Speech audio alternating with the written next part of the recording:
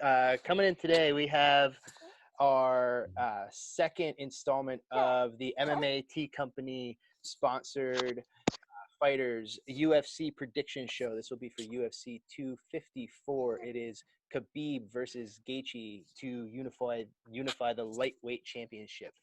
With me, I have Ian Allston and I have Eric Pozun. Guys, thanks for joining me today. Thanks for having us, man. Awesome. So we're going to start today with the Ion Kutabella fight. He will be fighting Magomed Ankalaev. Hope I pronounced that correctly. And I am going to send it to you, Ian, for your prediction for this opening fight of the main card. Yeah, so, I remember, I don't watch every single UFC card, but I did see the original fight between these two. And there was a lot of hype before that and a lot of buzz about that matchup. And, we all know that Ankalaev got the win in kind of a questionable stoppage.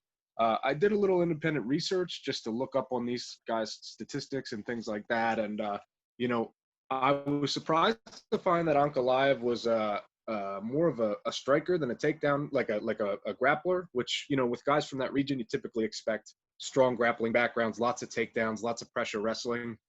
The dude's shot 2 takedowns in like 4 fights. So, he has a lot of knockout power. He comes forward with a lot of pressure striking, and he's real technical. I mean, he doesn't throw a lot of significant strikes, but he has good accuracy. Kutalaba, he comes in really hard in those first couple of rounds, like a lot of strong flurries, and he's really explosive. So my prediction really, when it boils down to, is if it makes it out of the first round, I think Ankalaev wins either with a finish of his own or by points, just by virtue of Kutalaba fading in the later rounds. But if Kutalaba can get one of those big shots in or a good flurry in, then he takes it with a finish in the first. But I'm going Ankalaev. And Eric, what do you think about that fight?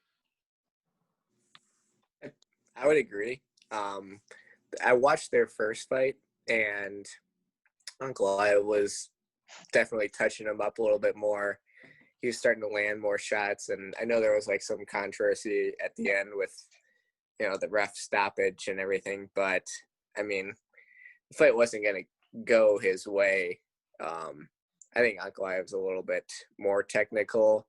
And yeah, what's his face? Kutalaba is definitely super strong right out of the gate. It'll be fun for like 2.5 minutes until someone goes down.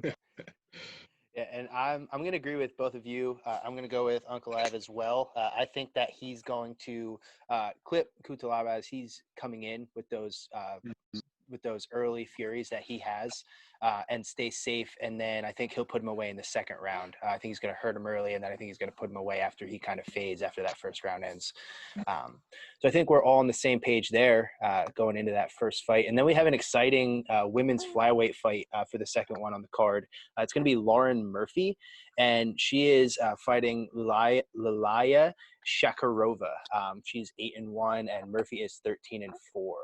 So we'll start with you, Eric, on this women's fight.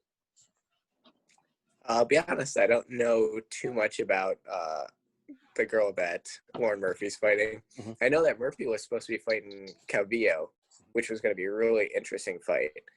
And there are fights I just don't know too much about. If it's like her first UFC fight or maybe second, she might have some jitters going into someone with like a little bit more experience and just more comfort in the octagon. So Murphy's tough. She can hang in there. I thought she had a really good submission game. So I would say Lauren Murphy by second round sub. Okay. All right. And Ian, what do you think? Yeah, I agree with Eric. Obviously, I really think the clear advantage here is for Lauren Murphy. She's a 9-time UFC vet. She was an Invicta champ, if I'm not mistaken. Before that, she fought for LFA. Her whole professional career has been really, really she has a really prolific career as far as women's MMA goes. And, I don't want to count out Lilia Shakarova, but, she's from Uzbekistan, I think. And her last fight was supposed to have been really, really good, but it was for something called Guerrilla Fighting Championship, I believe. Mm-hmm. And they're really, I can't imagine Guerrilla Fighting Championship in like deep Eastern Europe has anywhere near the level of competition you'll find in the UFC. So yeah, I'm going to agree with Eric and go Lauren Murphy. I think she outstrikes her and she beats her with her ground game. I'm not sure if it'll be a finish or if it'll go the distance. It can either go sub or decision with a lot of these women's fights. Yeah, I would have to agree with both of you. I mean, Murphy is definitely more seasoned, and then her last couple fights, it's not a word that you always want to be known as a fighter, but I'd say she's very durable. And she just kind of keeps coming forward. She's always got good gas, and I think somebody coming into the UFC, if it's your debut, second fight, whatever it is for her opponent, there are going to be some jitters. Murphy's going to be much calmer. I think she's just an overall better fighter. So I think we're all in agreement here that Murphy gets the win in that second fight. So moving on to the third fight of the night, which Ian and I were kind of discussing before you got on, Eric. It's Jacob Malkoun and Phil Hawes, which somehow made it into this main card with two guys with not a whole lot of experience. Malkoun's only 4-0, Hawes is 8-2. I think it's Malkoun's debut in the promotion in the UFC, and to be fighting on this main card in the middle of the card, nonetheless is pretty big for both of these guys. So Ian, I'll kick it to you first and see what you think about this interesting matchup.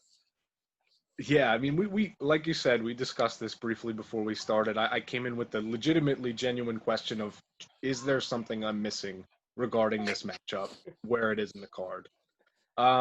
Maybe there is. The people who put these fights together, they do it for a living, and maybe they see something that we haven't seen yet. I think Jacob Malkoun, like I was saying before, he's only got 4 professional MMA bouts. He's 3-0 as a pro boxer, and he has a couple of really high-profile, like grappling jiu-jitsu wins. From what I've heard, his wrestling doesn't really match up to his ground game exactly, but he could be better than his numbered record would let on.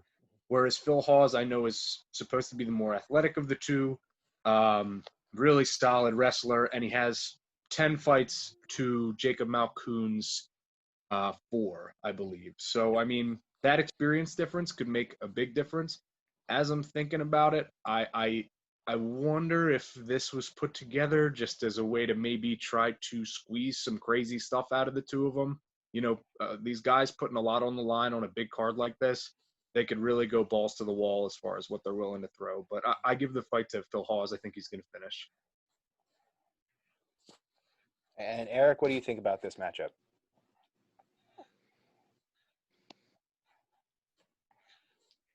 You guys, Phil Hawes was 0-2 on the carries, and then he won. The dude's been kind of like, he bounced around in the Titan FC. I thought he was having a whole bunch of really good showings. He's been like all over the place in terms of gyms. I think he's hype. Maybe like by the people that train with him, they think he's real strong middleweight. The dude's legs look like a NFL running back. So the power that he can generate, I would think he would be able to knock out a lot of people at middleweight. And the other guy, I thought that he was getting an early crack because he was like a training partner of Stylebender, maybe. He was from that region, I thought. So might be too much of a push. I mean, even though it's like Hawes' first fight in the UFC, I mean, just the Contender Series experience alone, I think that will help him. And yeah, maybe we'll get something really exciting out of him. I don't know why it's that high on the card either, but well, what do we know? Yeah, I mean, I would agree with both of you where, let the experts kind of do their thing. They might see something in both of these guys where they think it's going to be an exciting matchup. I'm going to go with Hawes with the experience and the explosiveness. Like Eric said, he's got legs on a middleweight that I don't think anyone can really, contend with, he's just a big, strong, powerful guy, and I'm going to go with his explosiveness, his athleticism, and his ability, I think, to control the pace a little bit better to take that fight as well. And now moving on to a fight that, the next 3 fights I'm excited for all 3 of them. I think they're all 3 really great matchups. The first one being a heavyweight bout.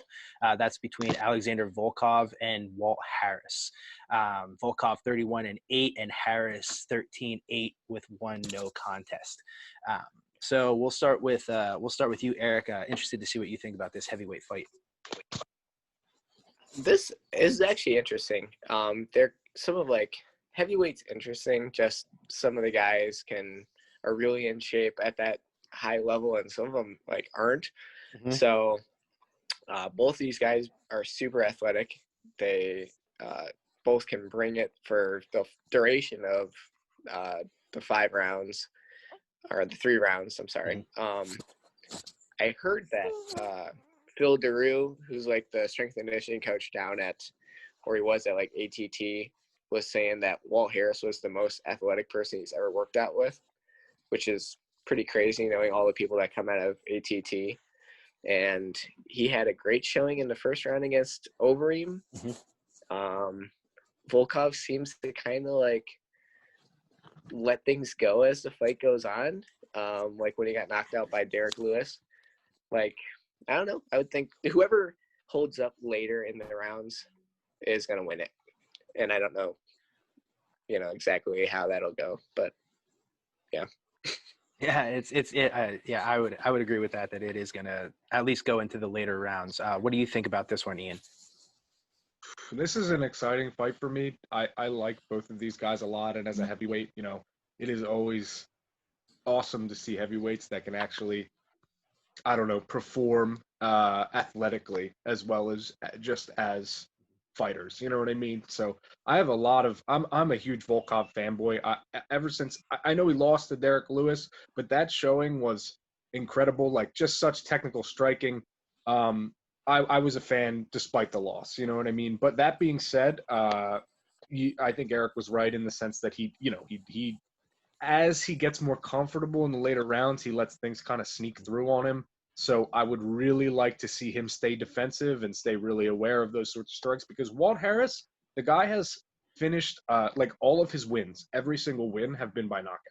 He has 100% knockout rate on his wins. He has great significant strike, throwing. You know what I mean? His percentages are great. He's just an all-around really explosive and athletic fighter. But I do think that over the long run, if Walt Harris if he was smart, he would have spent this camp just getting ready to take Volkov down. You know what I mean? Just working with the best wrestling coaches he possibly can. Because in his last fight, Volkov got taken down, I think, 14 times. And that was against Curtis Blades, if I'm not mistaken. Yep. Which is just crazy. You know what I mean? Curtis Blades is a great wrestler, but 14 times, if you're getting taken down 14 times, you need to reevaluate something. You know what I mean? So that would be the hole in his game that, if I was fighting Volkov, I would be trying to exploit.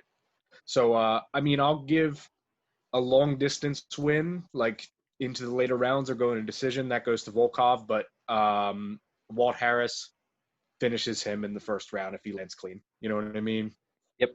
Yeah, and so I think I'll say Volkov. I'm sorry. Go ahead. No, that's okay. I'm just saying, if I have to pick, I'm going to say Volkov decision. Yeah, and if I have to pick, which I don't want to pick either, I just want to see a good fight between both of these guys who I really like at heavyweight.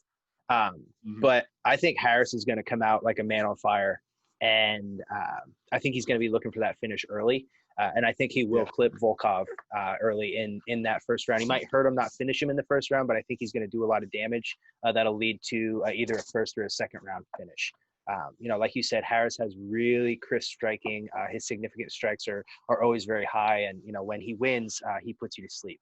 So I'm going to go with Harris over Volkov in that heavyweight fight as well.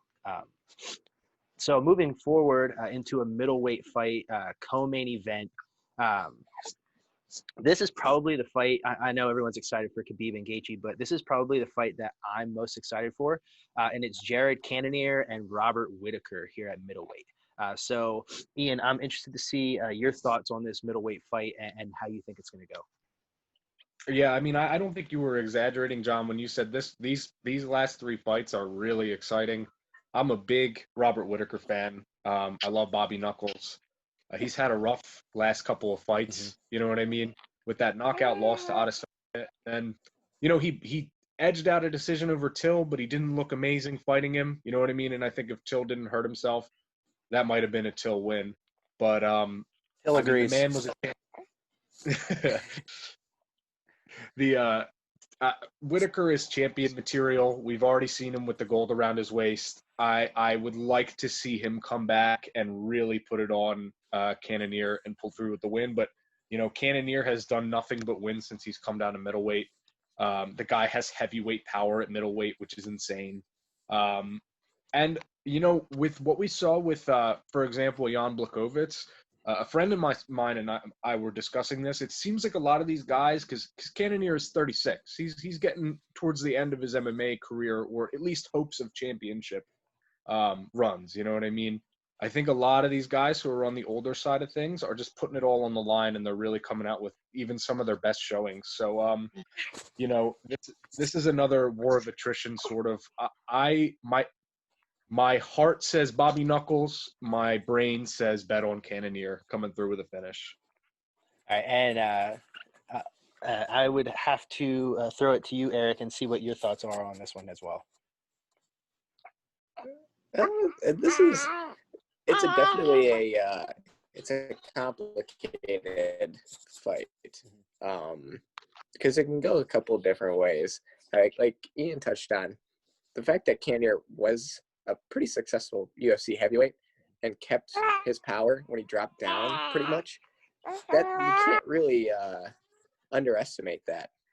That's a huge factor. And as much as I love Whitaker, it seems like ever since the Romero fight, he gets at least once a fight he gets dropped. Something kind of clips him. It was like durability isn't quite what it used to be. But he's also like such a good wrestler. He never uses it. I would hope that he could wrestle Cannonier to try to take some of the explosiveness and the power out of him early, and then either get the submission or go for the finish late. Striking wise, it's Whitaker jumps in, he blitzes you with combinations, and he has really good head kicks.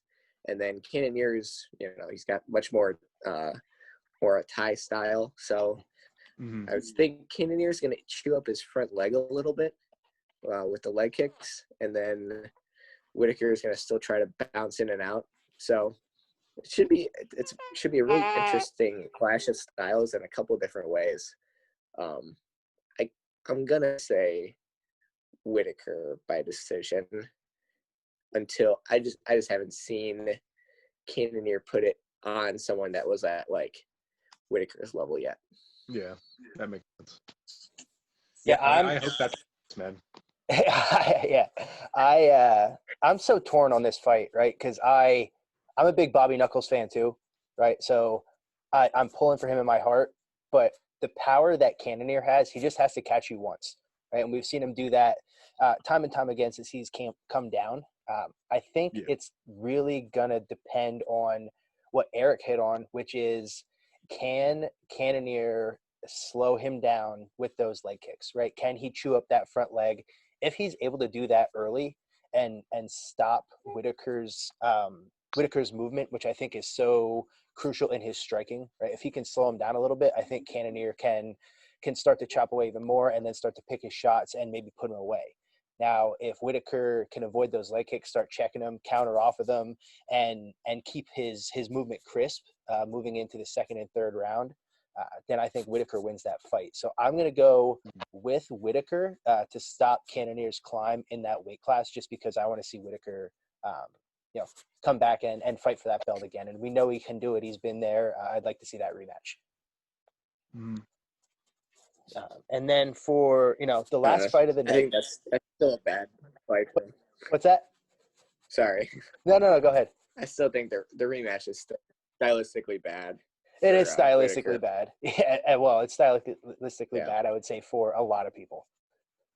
But Whitaker especially, yeah. But I'd like to Yeah. see how he does. And then the last fight, we have Khabib and Justin Gaethje, and there's been a lot of talk about this fight, leading up to this fight for a long time.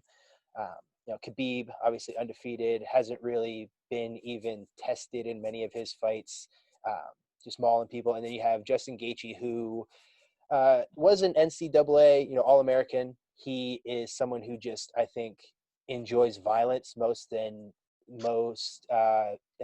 fighters, UFC fighters. He's someone who kind of lives in that moment of being violent at all times.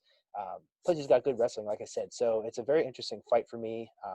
Eric, I'm interested to see what you think about how this one will go.